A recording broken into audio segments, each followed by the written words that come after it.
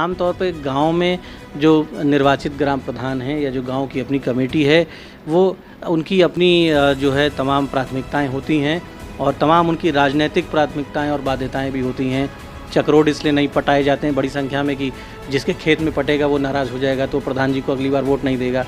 तो ऐसी तमाम जो लोकल जो प्रॉब्लम्स हैं, जो जटिलताएँ हैं, उन जटिलताओं के लिए एक प्रशासनिक इच्छा शक्ति की आवश्यकता वहाँ पर है। बड़े पैमाने पर जो धन ग्राम पंचायतों की ओर जा रहा है और केंद्र सरकार की प्राथमिकता है, आप सभी लोगों की प्राथमिकता है, तो उस धन का सदुपयोग होना, क्योंकि अब वो धन जो है वो एक तरफ तो विकास का भी वाहक बन रहा है गांव में और उस धन में भ्रष्टाचार के लिए भी मारामारी है। तमाम कंप्लेंट्स आपके पास भी आती होंगी। 50 लाख ग्रामीण परिवारों को आत्मनिर्भर बनाने में जुटा ग्राम विकास विभाग।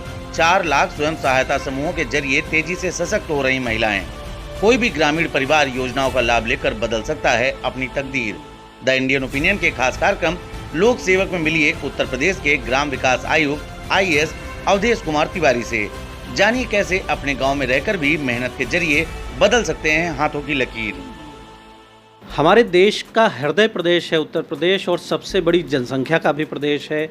उत्तर प्रदेश में 58,000 से अधिक ग्राम पंचायतें हैं और उन ग्राम पंचायतों में जो करोड़ों की जनसंख्या निवास करती है, उसका जीवन स्तर बेहतर हो, वो गांव विकसित हों, वो देश की अर्थव्यवस्था में योगदान दें और वहाँ से अच्छे नागरिक तैयार हों, इसका दायित्व ग्राम विकास विभाग के कंधों पर है। और ग्राम विकास विभाग के आयुक्त हमारे साथ अवधेश कुमार तिवारी साहब मौजूद हैं, सीनियर IAS ऑफिसर हैं। तिवारी जी, बहुत बहुत स्वागत है आपका द इंडियन ओपिनियन में।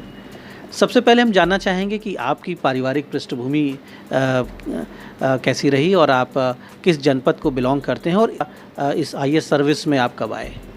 देखिए, मैं जनपद अयोध्या का रहने वाला हूँ और मेरी जो पढ़ाई हुई वो इंटर तक मैं गांव में ही रहा। अपने बगल में जो हमारा सुभाष इंटर कॉलेज सरैया था वहाँ पे मेरी पढ़ाई हुई और ग्रेजुएशन पोस्ट ग्रेजुएशन मैंने इलाहाबाद से किया और 1996 में मैं PCS में आया और IAS में मेरा जो प्रमोशन हुआ तो हमें 2011 बैच अलॉट हुआ।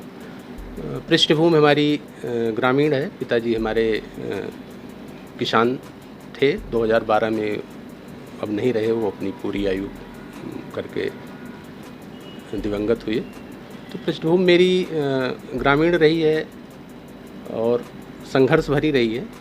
तो ये है कुल मिला के मेरी पृष्ठभूमि। मैं ये कहूँगा कि जिस कुर्सी पर आप विराजमान हैं, शायद आप जैसे लोक सेवक ही इस कुर्सी के लिए सबसे उपयुक्त हैं, क्योंकि ग्रामीण परिवेश से आप निकले हैं। खुद आप एक किसान के बेटे हैं और गांव की जटिलता, गांव की चुनौतियां, गांव का वातावरण आप उसका हिस्सा रहे हैं, उसको आपने जिया है, देखा है, अनुभव किया है। तो आप बेहतर समझ सकते हैं कि वहाँ की क्या आवश्यकताएँ हैं, क्या वहाँ की ज़रूरतें हैं, क्या वहाँ पर सुधार होना चाहिए। हम जानना चाहेंगे कि अभी कुछ समय पहले ही पूरे प्रदेश में नई पंचायतों का गठन हो गया है और अब सब पंचायतें जो हैं वो क्रियाशील हो गई हैं। तो क्या प्रमुख बिंदु हैं, किन बिंदुओं पर, किन प्रमुख योजनाओं पर आपका ध्यान और विभाग का ध्यान केंद्रित है, जिससे गाँव जहाँ पर नई पंचायतें अभी गठित हुई हैं वहाँ तेज़ी से विकास के कार्य हो सकें? देखिए, ग्राम विकास विभाग में कुछ योजनाएं पहले से चल रही हैं और अब भी चल रही हैं, जैसे प्रधानमंत्री आवास योजना ग्रामीण या माननीय मुख्यमंत्री आवास योजना ग्रामीण, जिसमें ये लक्ष्य लिया गया है कि 2022 तक जितने भी आवास विहीन हैं या जीर्ण शीर्ण स्थिति में आवास है, कच्चा आवास है, उन सभी लोगों को पक्का आवास उपलब्ध करा दिया जाए। तो जो 2011 का हमारा शेक डाटा था, उसमें जितने लोग पात्र पाए गए उन सभी लोगों को आवास उपलब्ध करा दिया गया। उसके बाद जो बचे हुए थे उनका एक सर्वे हुआ, जिसको आप आवास प्लस की लिस्ट बोलते हैं।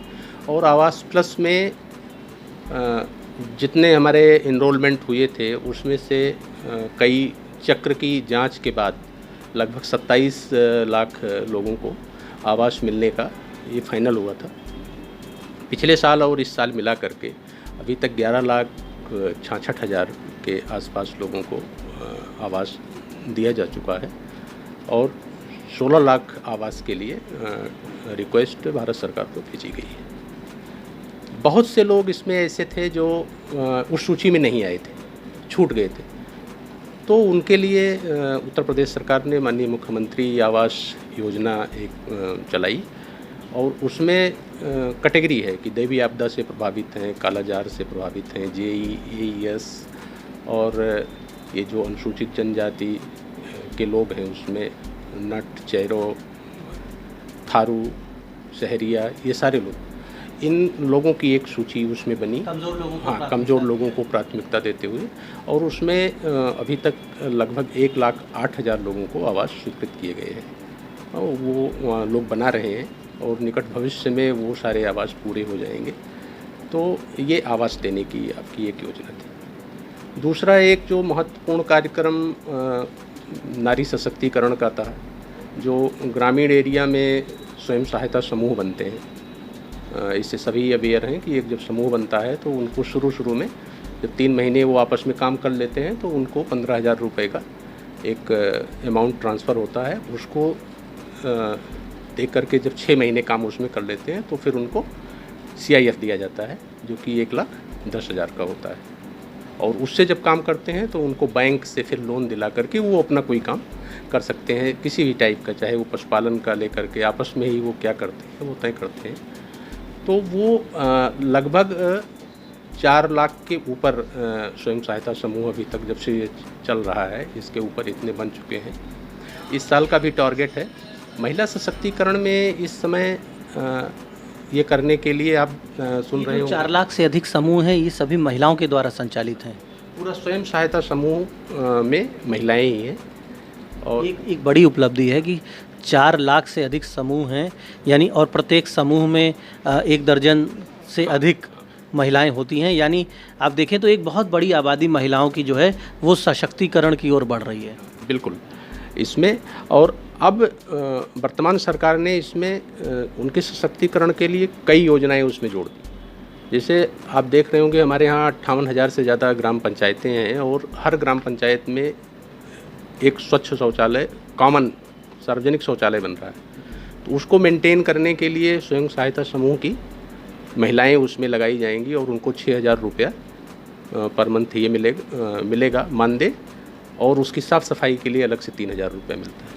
तो अगर इन सारे शौचालयों में, सार्वजनिक शौचालयों में वो लोग लग जाएंगे तो सफाई भी होगी और वो उनका धनार्जन भी होगा, तो वो काम कर पाएंगे। इसी तरीके से आपका एक बैंक करस्पॉन्डेंस BC सखी के नाम से एक चल रहा है, जो कि एक महिला चुनी जाएंगी स्वयं सहायता समूह से, जो कि गाँव में किसी को पैसा निकालना है अगर बैंक नहीं जाना पड़ेगा, उसके पास अदर वो ऑथेंटिकेटेड है, account number and Aadhaar number सब जुड़े हुए हैं, तो गांव में ही निकाल के किसी को पैसा, यानी गांव में ही एक बैंक का छोटा स्वरूप, एक गांव में बैंकिंग सर्विसेज जो भी हैं वो एक आवश्यकताएं जो भी हैं वो गांव में पूरी हो जाएंगी।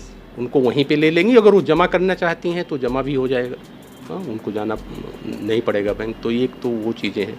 दूसरा एक इस दिशा में बहुत अच्छा काम ये हुआ है कि जो PDS की दुकानें, आप जानते होंगे कि गाँव में हर गाँव सभा में एक PDS की दुकान होती है।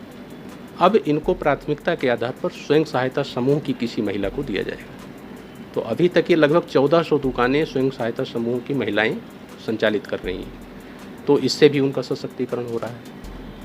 ठीक इसी तरीके से आपका ये देख रहे हैं एक ट्रांसफ़र ऑफ पावर जो है पुरुषों के हाथ से शक्ति महिलाओं के भी हाथ में जाए, ये इस पर फोकस है गवर्नमेंट का और आपके विभाग का। और कोटे की दुकानें जो हैं वो हमेशा से एक गांव में एक चर्चा का केंद्र रहती हैं और एक वो वर्चस्व का भी केंद्र रहती हैं। प्रभावशाली लोग अक्सर चाहते हैं कि, और जो थोड़ा सा वहाँ मुनाफा और एक आर्थिक सशक्तिकरण भी होता है जिसके पास रहती हैं। तो उत्तर प्रदेश में लगभग कितनी महिलाओं को ये योजना है, लगभग कितनी प्रतिशत दुकानें आप शिफ्ट करना चाहते हैं? नहीं, अभी जो खाली होती चल रही हैं उनको प्रायोरिटी देने का है। तो अभी तक जो खाली हुई थी लगभग 1400 दुकानें उनको आवंटित हो गई हैं, और जैसे जैसे खाली होती जाएंगी ये कोशिश इसमें रहेगी कि उनको दुकानें आवंटित हो। तो ये एक बहुत बड़ा कदम है। दूसरा आपका ये ICDS विभाग है। इसमें जो आंगनबाड़ी केंद्रों में बच्चों को पजीरी या जो न्यूट्रिएंट्स बचते हैं उसमें जाके, हाँ, वो कहीं किसी एक फैक्ट्री से आते हैं या कोई उसको सप्लाई करता है, तो वो अभी ये इसमें किया जा रहा है कि इसके लिए स्वयं सहायता समूह बनाएं, अपनी प्रोडक्शन यूनिट तैयार करें। जैसे इसमें एक उन्नाव में, एक फतेहपुर में एकदम चल भी रहा, उन्नाव वाला चल भी गया है कि इसमें महिलाओं को महिलाएं उनको दिया जाए कि वो लगाएं फैक्ट्री और उसको चला करके, और उससे इनकी इनकम बढ़े और उससे बटेगा भी, गांव का ही रहेगा तो वो बटेगा भी, कहीं जो उसमें लीकेज की संभावना रहती है वो एकदम से शून्य हो जाएगा और इससे सशक्तिकरण होगा। तो ये तो हमारा SRLM से होता है। तीसरा एक जो मनरेगा के तहत, जिसमें ये आप देखे होंगे कि ये कोरोना काल में जितने लोग हमारे बाहर से आए, माइग्रेट लेबर्स उस समय कोरोना में जितने लगभग 30 लाख के ऊपर आए थे बाहर के, उससे उन सभी लोगों को उस समय मनरेगा से काम देने की प्राथमिकता थी और उन लोगों को काम दिया भी गया है। मनरेगा से इस समय भी हमारा काम चल रहा है। मनरेगा में 2-3 बातें इस बार हैं, जैसे महिलाओं के लिए कि महिला मेट की नियुक्ति। तो आपकी जानकारी के लिए मैं बता दूं कि इस बार जो हमारा महिलाओं के लिए ये टारगेट है कि लगभग महिला मेट सारी ग्राम पंचायतों में होना है और 20 से 40 लेबर पे एक महिला मेट होगी। अभी इस साल का जो टारगेट है वो लगभग 35,000 का टारगेट है कि इनको हम लोग करें, जिसमें से लगभग 21,000 महिलाओं को ट्रेनिंग दे दी गई है। अब उनको जो एस्टीमेट बनता है, इसमें काम का कोई एस्टीमेट बनता है तो कितना उसमें लेबर, जो महिला मेट होंगी ये एक सुपरवाइज़र की भूमिका में होंगी, यानी मज़दूरों के ऊपर मज़दूरों के काम की ये निगरानी करेंगी, कितनी खुदाई होनी है, कितनी चौड़ाई लंबाई में खुदाई होनी है, क्या काम होना है, ये पूरा निगरानी, यानी इनको बाकायदा ट्रेन करके आप गांव में जो है एक रोज़गार का अवसर आप दे रहे हैं। बिल्कुल, एकदम यही है कि वो देखेंगे, वो उनको पूरी ट्रेनिंग होगी कि कैसे वो नापेंगी कि कितनी लंबाई चौड़ाई में है तो कितनी मिट्टी खुद गई, क्योंकि मनरेगा में आपके संज्ञान में है एक नियत मात्रा में मिट्टी की खुदाई होती है, तब उनको जो उसका निर्धारित है पारिश्रमिक की 201 रुपया उनको मिलता है, तो वो मिलता है उसी हिसाब से। तो पूरी उसकी ये ट्रेनिंग करके उनको ये दिया जाएगा और 21,000 महिलाओं को ये ट्रेनिंग दे दी गई है। और भारत सरकार से अब इसमें जो हमारा एस्टीमेट पहले का बना हुआ है, चूँकि उसमें पहले मेट का प्रावधान नहीं था, तो अगर उसमें एक मेट लगेगी तो उनको भी जो मानदेय उनको मिलना होगा वो उसमें संशोधन होगा। तो 21-22 का जो एस्टीमेट हमारा बना था उसमें संशोधन किए जाने का अप्रूवल। ये जो महिला मेट होंगी इन्हें क्या वही मानदेय मिलेगा जो मजदूरों को मिलता है, या उनसे कुछ अधिक इन्हें देने का प्रावधान आप विकसित कर रहे हैं? ये क्योंकि इनके ऊपर तो निगरानी का दायित्व होगा, जाहिर सी बात है कि ये सुपरवाइज करेगी उस वर्क को। अब इसमें सुपरवाइज के लिए जो इनको मानदेय दिया जाना होगा वो इसमें दिया जाएगा। अब इसमें मैं बहुत अभी ये क्लियर नहीं हूँ कि इनको कितना मिलना है, हाँ, तो आगे विचार किया जाएगा। और 1 लाख महिला का टारगेट हम लोगों को है इस बार कि हम उनको इंडिविजुअल एसेट्स दें। 1 लाख महिलाओं को इंडिविजुअल एसेट्स में होता है, जिससे उनको हम पशु शेड दिए, काऊ शेड दे रहे हैं, बकरी शेड दे रहे हैं। ये भी महिलाएं सेल्फ हेल्प ग्रुप्स की होंगी, स्वयं सहायता समूहों की? उसमें भी हो सकती हैं, उसके अलावा भी हो सकती हैं, इंडिविजुअल भी हो सकती हैं। तो इंडिविजुअल एसेट्स उनको देना है। लगभग ये टारगेट हमारा 1 लाख महिलाओं का है। इसी तरीके से 5 लाख महिलाओं को 100 दिन का रोजगार दिए जाने का लक्ष्य है।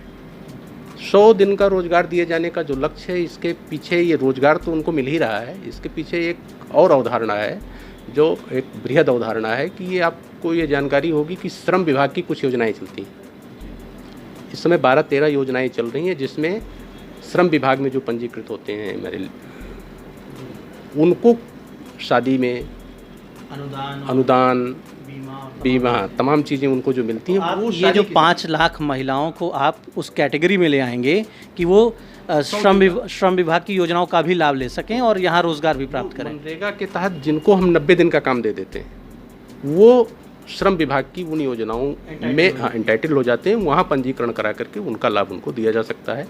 तो ये इसका बृहद एक एस्पेक्ट है।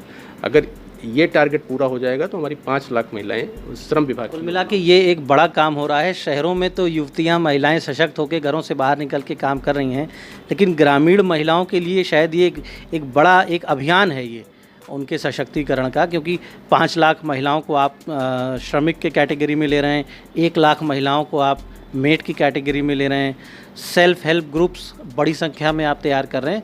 तो ये सभी महिलाएं जो विकसित होंगी, कम से उनसे जुड़े जो परिवार होंगे वो परिवार भी सशक्त होंगे इसके साथ। हाँ, नहीं, निश्चित रूप से अगर किसी परिवार की कोई महिला सशक्त हो रही है तो वो परिवार सशक्त होगा, इसमें कोई संदेह नहीं है। तो ये कोशिश है कि इतने लोगों को टारगेट दे करके, और तमाम योजनाएं हैं। आपका एक योजना रूरबन मिशन की चल रही है, जो मतलब जो ग्रामीण से शहर की तरफ शिफ्ट हो रहे हैं, यानी जो शहर के इलाकों से सटे हुए ग्रामीण एरिया हैं वहाँ पे रूरबन की एक स्कीम चलती है, और वहाँ पे कुछ धनराशि उसका 30% आता है वहाँ से, गवर्नमेंट ऑफ इंडिया से 70% यहाँ के डिपार्टमेंट लगा करके उस पैसे को, और वहाँ पे जैसे सड़क बनना हो, कोई पानी की टंकी बननी हो, पशु शेड बनना हो, ये वो गांव होंगे जो रूरबन मिशन में, जो गांव शहर से लगे हैं लेकिन उनका अस्तित्व तो पंचायत के रूप में है, वहाँ पर शहरीकरण हो गया है, वहाँ पर आप जहाँ पर विकास की आवश्यकताएं भी कुछ बदल गई हैं। हाँ, बिल्कुल वही हैं। और इसमें लगभग 19-20 क्लस्टर हो गए हैं। 19 क्लस्टर चुने गए थे, 20वां क्लस्टर अभी श्रावस्ती का एक चुना गया है, जहाँ पे 3 फेज में हुआ। पहले फेज में हमारे लगभग 8 क्लस्टर चुने गए थे, दूसरे में भी 8-9 क्लस्टर चुने गए, और तीसरे में 3, 8-8, 16, 3, 19, और एक अभी श्रावस्ती का चुना गया। तो 20 क्लस्टर इसमें है रूरबन में। तिवारी साहब, एक जिज्ञासा है कि अक्सर गांव में जो मनरेगा से कार्य हम कराते हैं, और मनरेगा निश्चित तौर पर गांव में हम कहें कि ग्राम्य विकास का एक बड़ा अस्त्र बन के सामने आया है, क्योंकि फंड्स भी पर्याप्त होते हैं और गांव की अपनी जो आवश्यकता होती है हर गांव की, मनरेगा से आप लोकल ड्रेनेज भी डेवलप कर सकते हैं, नाले डेवलप करा सकते हैं, मनरेगा से चकमार्गों का विकास हो सकता है। प्रायः देखा गया है कि गाँव में जो जन उपयोग की भूमियाँ हैं, आप भी एक रेवेन्यू ऑफिसर के रूप में भी आपने काम किया है, तो जो जन उपयोगी भूमि गांव में है, सार्वजनिक भूमि है, चक्रोड हैं, नाले हैं, ये सार्वजनिक उपयोग की भूमि बड़ी संख्या में अवैध कब्जे का शिकार हो रही है। ये एक जनरल फिनोमिना है पूरे प्रदेश का। तो क्या मनरेगा के ज़रिए एक विशेष अभियान चलाकर कोई ऐसा प्रयास क्यों नहीं किया जाता कि हम सबसे पहले जो जन उपयोग की सार्वजनिक भूमियां हैं, चक्रोड बड़ी संख्या में उत्तर प्रदेश के गांव में अभी भी अधिकांश चक्रोड जो हैं वो पटे नहीं हैं, उनको लोग खेतों में शामिल करके खेती कर रहे हैं उनके ऊपर, जिसकी वजह से किसानों का जो उनके ट्रैक्टर्स हैं या उनके मालवाहक जो वाहन हैं, उपज उनको अगर खेतों से निकाल के मुख्य मार्ग पे लाना है तो वहाँ वाहन नहीं जा पा रहे हैं। तो अगर चक्रोड सारे मनरेगा से उनकी पटाई हो जाए, चक्रोड उपलब्ध हो जाएँ, तो किसानों के ट्रैक्टर खेतों के अंदर भी चले जाएँ, और भी जो भी जन उपयोग की भूमियां हैं उनका मनरेगा से विकास हो, जिससे वो उपयोग में आ सकें, जो उनके पीछे जो कॉन्सेप्ट है कि उन्हें उपयोग में लाया जा सके। देखिए, मनरेगा में चक्रोट को ठीक करने का प्राविधान है, लोग ठीक कराते भी हैं। बस ज़रूरत इस बात की है कि प्रधान एंड ग्राम पंचायत सेक्रेटरी या ग्राम विकास अधिकारी जो कार्य योजना गाँव का बनाते हैं, वो एक कार्य योजना बनती है कि ये चीज़ कराना है। इसमें कहीं ये रोक नहीं है कि हमको 2 चक्रोड बनाना है, 4 चक्रोड बनाना है। वो जितने चक्रोड अपना बनाना चाहते हैं आराम से, वो मिट्टी का काम है, उसको कर सकते हैं।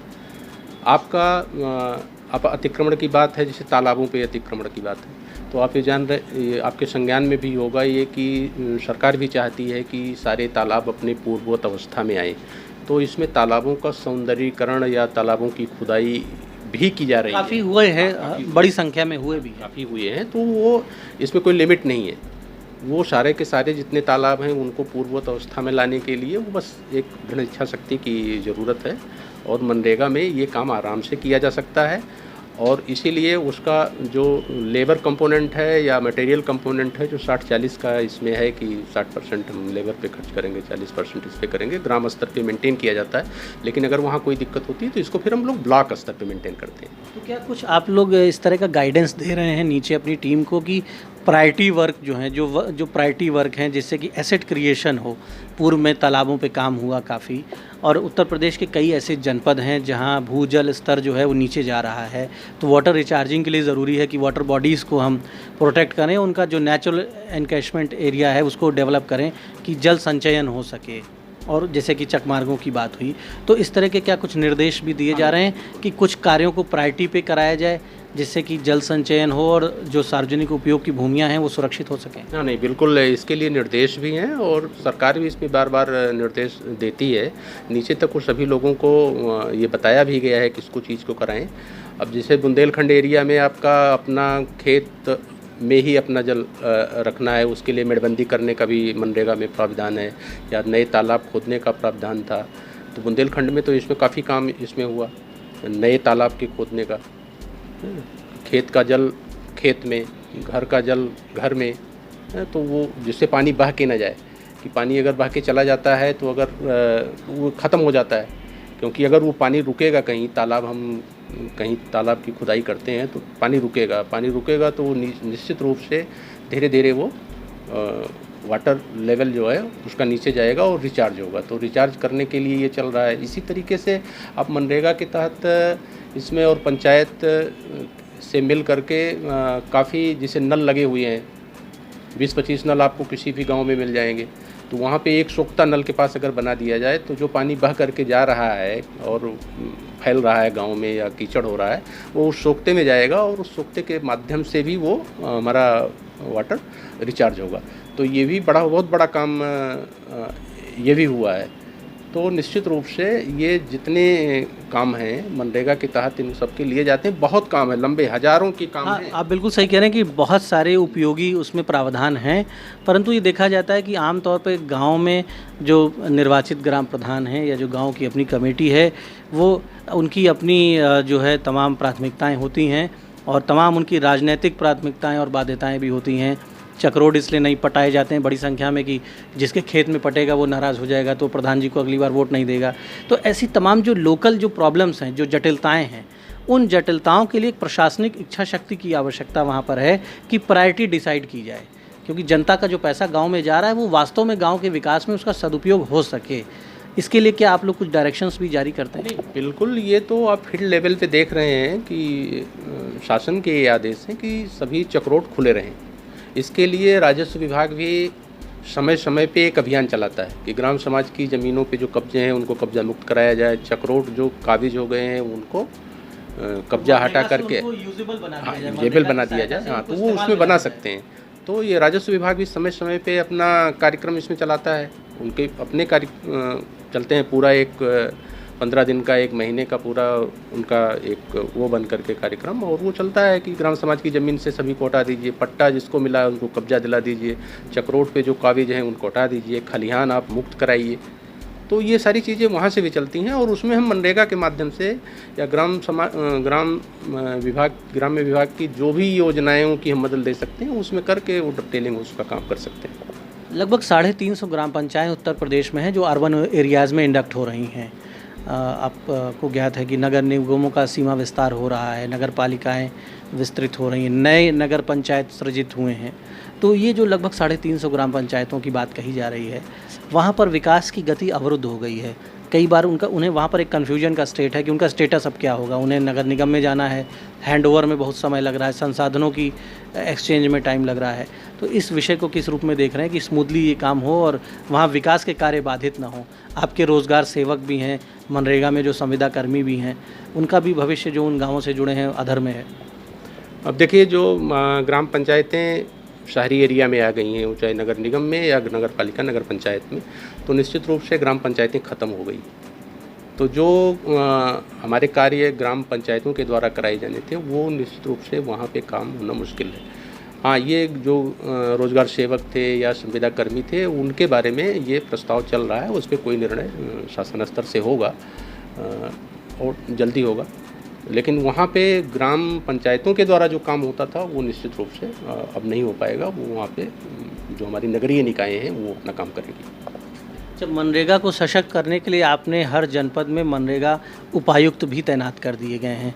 पहले तो ये काम पीडी और डीडीओज़ ही देखते थे, लेकिन अब मनरेगा की अपनी एक स्वतंत्र टीम जिला स्तर पर भी है। तो मनरेगा का जो पर्पज़ है रोज़गार सृजन और साथ ही साथ जो वहाँ परिसंपत्तियों का सृजन हो, ग्राम पंचायत के गांव के हित में, गांव के लोगों के हित में जो उनकी जनउपयोग की संपत्तियां हैं, तो ये व्यवस्था जो लागू की गई है, पीओज़ भी रखे गए हैं मनरेगा में। तो ये मनरेगा को सशक्त करने का जो परिणाम है एसेट क्रिएशन के रूप में या रोज़गार के रूप में, उसमें कितने बेहतर रिजल्ट्स आप देख पा रहे हैं? देखिए, जो भी हमारी परिसंपत्तियां हैं उनका सूचीकरण सबका हो रहा है, क्योंकि उसका एक ये बनाया जाए कि हमने क्या परिसंपत्तियां सृजित की हैं।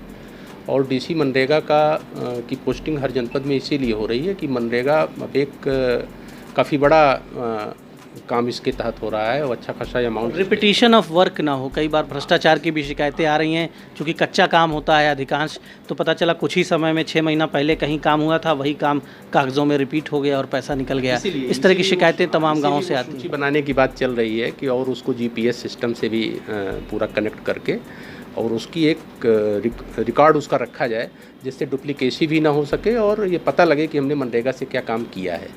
तो इसमें काफ़ी बड़े पैमाने पर जो धन ग्राम पंचायतों की ओर जा रहा है और केंद्र सरकार की प्राथमिकता है, आप सभी लोगों की प्राथमिकता है, तो उस धन का सदुपयोग होना, क्योंकि अब वो धन जो है वो एक तरफ तो विकास का भी वाहक बन रहा है गाँव में, और उस धन में भ्रष्टाचार के लिए भी मारामारी है। तमाम कंप्लेंट्स आपके पास भी आती होंगी। नहीं, देखिए, ये सारी चीज़ों को दूर करने के लिए ही कुछ व्यवस्थाएं हैं, जैसे ऑडिट की व्यवस्था। आप यहाँ हमारा डायरेक्टरेट ऑडिट का है, जिसमें एक पूरा उसके निदेशक हैं। थर्ड पार्टी ऑडिट अभी इसका होने लगा है। मनरेगा में आपके संज्ञान में होगा कि लोकपाल हर आपके उसमें ज़िले में एक लोकपाल की नियुक्ति हो रही है। फिर वो जो जांच करेंगे, उससे कोई असंतुष्ट होता है तो अपीलिएट लोकपाल की भी नियुक्ति की व्यवस्था की जा रही है। अभी इसका इंटरव्यू भी चल रहा है। 11 लोकपाल पहले से यहाँ पे नियुक्त थे। अभी 30 लोगों का इंटरव्यू अभी विगत दिनों में ही संपन्न हुआ है। तो इसमें ये कोशिश हो रही है कि जब एक थर्ड पार्टी उस चीज़ को देखेगी, ऑडिट करेगी उन चीज़ों की, और उसमें जो गड़बड़ियाँ आएंगी उनकी रिकवरी भी होगी, कार्रवाई भी होगी। तो इस दिशा में काम हो रहा है कि कोई गड़बड़ी होने की गुंजाइश न हो और जो काम हो रहा है वो गुणवत्तापूर्ण ढंग से हो और समय के अंतर्गत हो।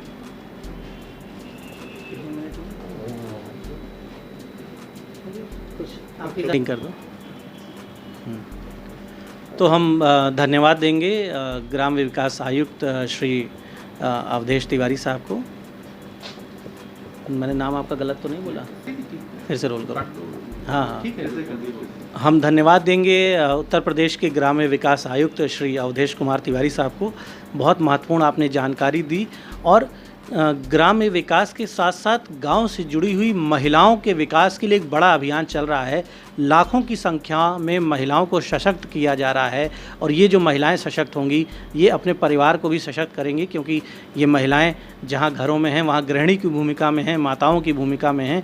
तो निश्चित तौर पर एक क्रांतिकारी परिवर्तन आने वाले समय में इसकी वजह से देखने को मिलेगा और भ्रष्टाचार को रोकने के लिए लोकपालों की भी तैनाती हो रही है। जो मनरेगा योजना का पैसा गांव को जा रहा है उसका सदुपयोग हो, वह लोकपालों के ज़रिए भी सुनिश्चित होगा।